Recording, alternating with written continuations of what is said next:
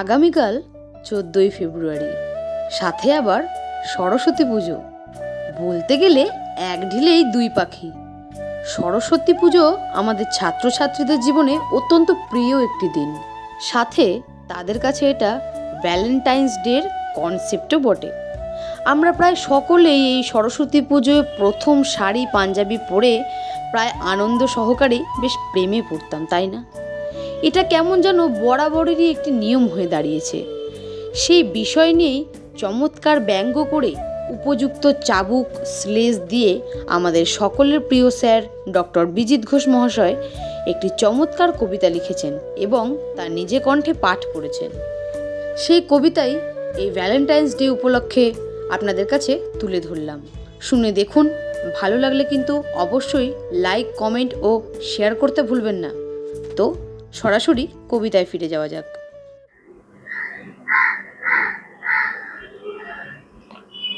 আগামীকাল 14ই ফেব্রুয়ারি।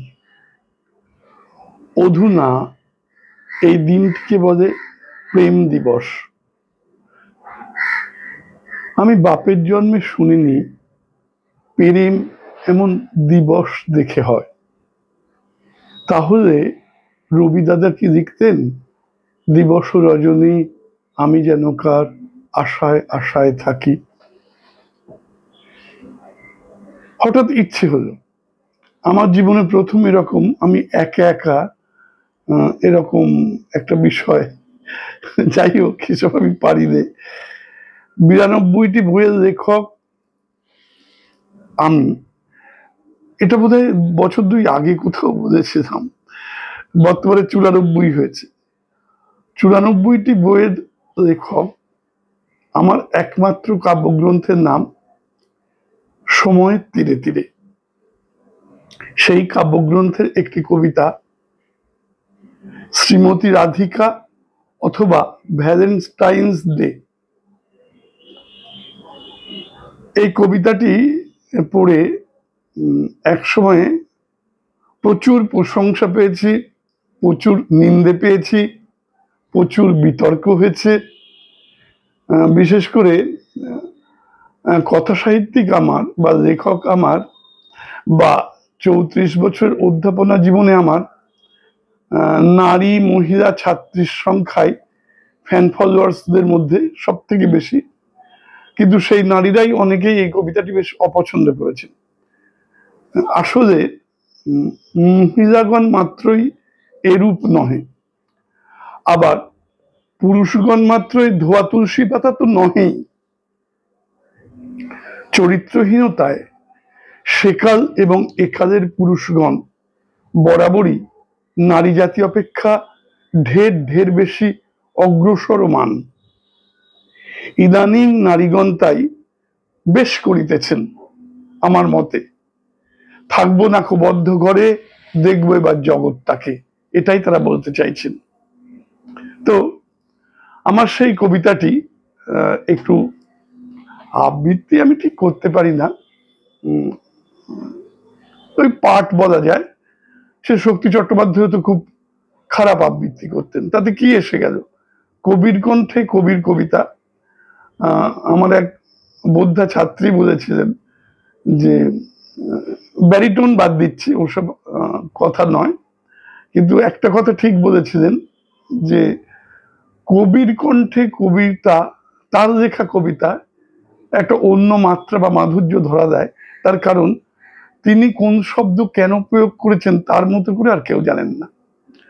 কথাটা ভালো বলেছেন বলে বা আমার পক্ষে ঠিক বলেছেন বলে ভালো বলছি না, কথাটা সার্বজনীনভাবে ঠিকই বলেছেন তিনি। তো কবিতার নাম শ্রীমতী রাধিকা অথবা ভ্যালেন্টাইন্স ডে।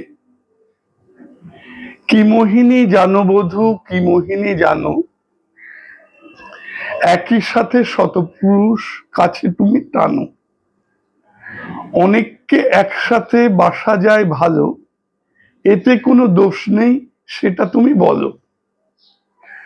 সততা নিষ্ঠা সে তো সেকালের বুলি, প্রেম বিশ্বায়নের যুগে মারো তাকে গুলি।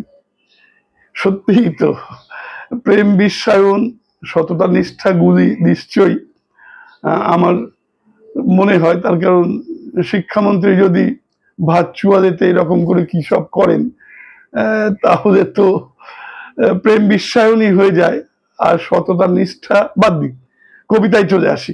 সরি, আমি আমার কাজই ওই রকম, বুঝলেন, উল্টো পাল্টো বকা। আমি প্রথম দিকে আরেকবার বলছি, প্রথম কথা, জীবনে কোনোদিন একা একা এরকম কেস করিনি।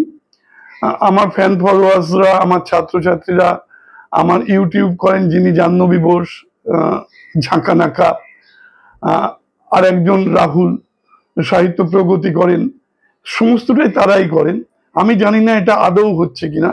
এটা একজন দিদিমণি আমাকে কিনে দিয়েছেন, আমি সেই জন্য সেই দিদিমণির যন্ত্র দিয়ে এটা ব্যবহার করার চেষ্টা করছি, জানি না হবে কিনা। আর বাজে কথা বলবো না, প্রচুর বাজে কথা বললাম, এবারে 2 মিনিটের কবিতাটা শেষ করি।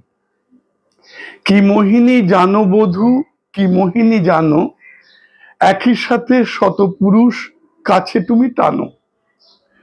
অনেককে একসাথে বাসা যায় ভালো, এতে কোনো দোষ নেই, সেটা তুমি বলো। সততা নিষ্ঠা সে তো সেকালের বুলি, প্রেম বিশ্বায়নের যুগে মারো তাকে গুলি। কাকে লাগে কোন কাজে, কাকে কিসে দরকার, ধরে রাখো সবাইকে, পাবে তুমি উপকার। কি দৃষ্টি হানো তুমি, কি দৃষ্টি হানো, আলাদা আলাদা ভাবে সবাইকে টানো। সকলের একসাথে দেখা হলে জন্ডিস, কেস খেয়ে যাবে তুমি বিশ্বায়নের পিস। বোকা বোকা ছেলেগুলো ভাবে শুধু তুমি তার, ভালোবেসে সব হাঁদা দেয় সবটাই তার। যেদিন চিনবে তারা মনে পাবে বড় পেন, তোমার স্বভাব কেনা ইউজ অ্যান্ড থ্রো পেন। 14 তারিখে কেন 14টা ফুল, খেয়াল করনি তুমি করেছো কি ভুল। প্রহরে প্রহরে রাতে কত কত ফোন, জানো কত প্রেমিকের সংখ্যা এখন। 14টা ফুলে আর কি করে কুলোবে, ফুল টুল না ছিঁড়ে ভাবো কি বিলোবে। কৃষ্ণের কাছে থেকে চরিত্র মাহাত্ম্য রপ্ত করেছো বেশ, তাকেও পরাস্ত। নমস্কার।